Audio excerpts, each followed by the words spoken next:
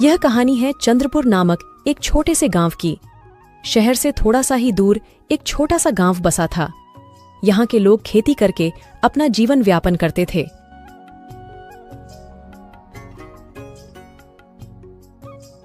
इसी गांव में रामलाल और श्यामलाल नामक दो भाई रहते थे। रामलाल अपनी पत्नी पारो के साथ रहता था। पारो बहुत ही चालाक और लालची औरत थी। वहीं दूसरी ओर श्यामलाल अपनी पत्नी चंदा और बेटा राजू के साथ रहता था। गांव में उनकी एक जमीन थी जिस पर दोनों भाई मिलजुल कर काम किया करते थे और फसल को बेचकर आए मुनाफे को आधा आधा बांट लिया करते थे। रामलाल और श्यामलाल दोनों पैसे लेकर घर आ जाते हैं और दोनों ने अपनी अपनी पत्नियों को पैसे दे दिए।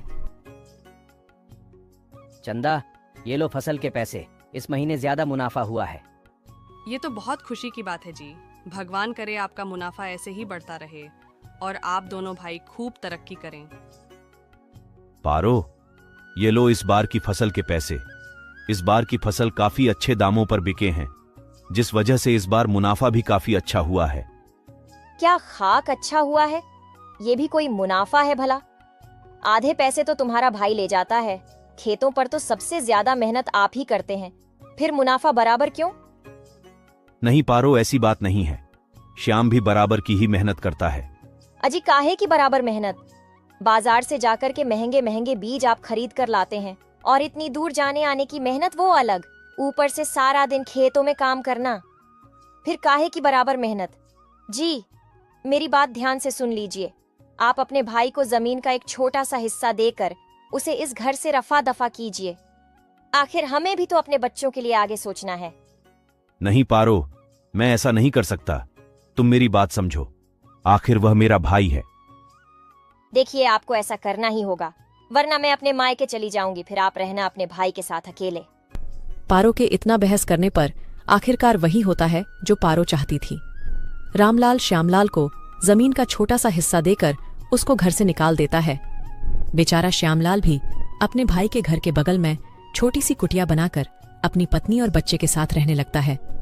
श्यामलाल को जितना भी जमीन मिला उसमें वह चने की खेती करके जैसे तैसे अपना जीवन व्यापन करने लगे। वह रोज सुबह खाना खाकर अपने छोटे से खेत की रखवाली करने के लिए जाता है और उसका बड़ा भाई भी अब अपने खेत की रखवाली करने में लग जाता है।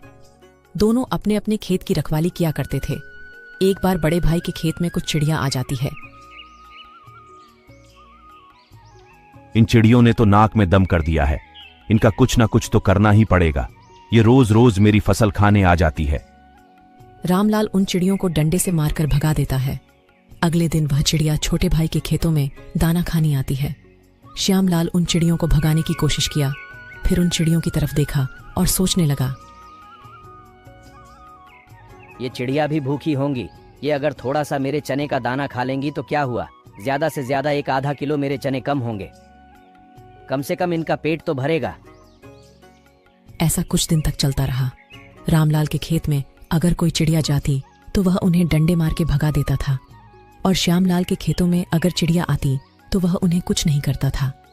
ऐसे ही कुछ दिन गुजर रहे थे कि एक बार गांव के फसलों में बीमारी लग जाती है, जिसमें कुछ छोटे छोटे कीड़े फसलों को खराब कर रहे थे। वह कीड़े धीरे धीरे रामलाल के खेतों तक पहुंच जाते हैं और रामलाल की सारी फसलों को खराब कर देते हैं। वही जब वह कीड़े श्यामलाल की फसलों के पास पहुंचते हैं तो वहां पर वह सारी चिड़िया दाना चुग रही थी। जब कीड़े श्यामलाल की फसल के पास फैलने लगते हैं तो वह सारी चिड़िया उन कीड़ों को मारकर खा जाती है, जिससे श्यामलाल की फसल खराब होने से बच जाती है। जब रामलाल अपने खेतों के पास पहुंचा और उसने अपने खेतों की ऐसी हालत देखी तो वह बहुत उदास हो गया और फिर उसने श्यामलाल के खेतों के पास देखा कि उसकी फसल बिल्कुल सही थी, क्योंकि जिन चिड़ियों को रामलाल ने डंडे मारकर भगा दिया था उन चिड़ियों की वजह से श्यामलाल का खेत की फसल खराब होने से बच गई। ये देखकर रामलाल को अपनी गलती का एहसास होता है। हे भगवान, मेरी इस बार की तो सारी फसल खराब हो गई। अब इस फसलों को कौन खरीदेगा? अब इस बार मेरे घर का खर्च कैसे चलेगा? मेरी सारी जमा पूंजी इस फसल को उगाने में लग गई थी। भैया, आप चिंता मत कीजिए। आपकी फसल खराब हो गई, कोई बात नहीं। अभी हमारी ये फसल तो सही है ना। हम इस फसल को बाजार में बेचेंगे और इसी से इस बार अपने घर का गुजारा करेंगे। श्यामलाल की यह बातें सुनकर रामलाल की पत्नी को भी अपनी गलती का एहसास होता है और वह श्यामलाल से अपनी गलती की माफी मांगती है। श्यामलाल बहुत ही दयालु किस्म का व्यक्ति था। वह दोनों को माफ कर देता है और फिर से वह सभी मिलकर हंसी खुशी एक साथ रहने लगते हैं।